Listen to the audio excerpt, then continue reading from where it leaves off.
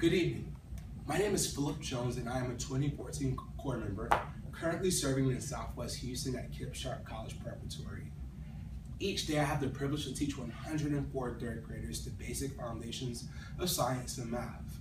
Throughout our lives, we all experience a defining moment that changes and shapes the beliefs of ourselves.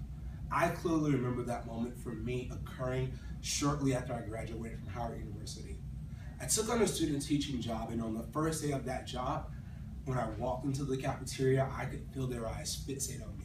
My presence intrigued their curiosity.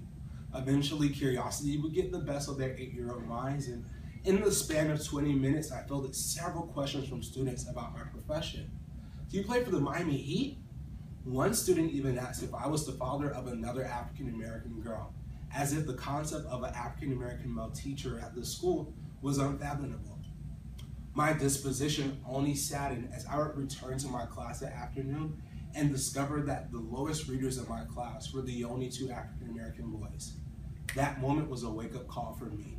From that moment, I made it my mission to hold those students, as well as myself, accountable for their academic success.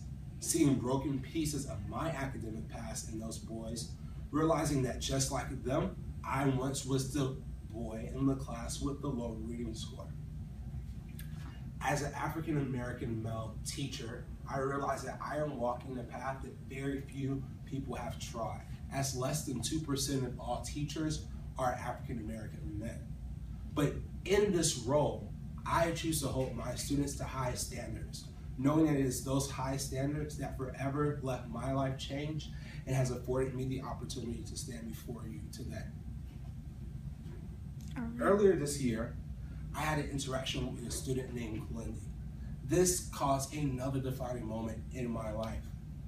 Glendy started the year in my class very shy and discouraged.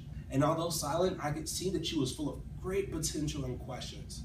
All the questions I would get from Glendy, questions that made me rethink the hours of planning I had put into this lesson. Glendy really she really taught me what it meant to reach and challenge 100% of my students. Out of the course of all of the things that you say to a child on a daily basis, you never know what's going to stick and forever leave a life's change. But then one random afternoon in the middle of the year, I got this letter from Glendy. And she said, "Dear Mr. Jones, you are my hero. You are my hero because you helped to teach and guide us to college. You are awesome and you have earned this letter. It is because of you, Ms. Alvarez, that I have learned that I am good in math and science. One time I felt behind in science, like really fell behind, but you came and saved my life. I took on this job for the opportunity to teach children, never really understanding or expecting the amount of things that they would teach me.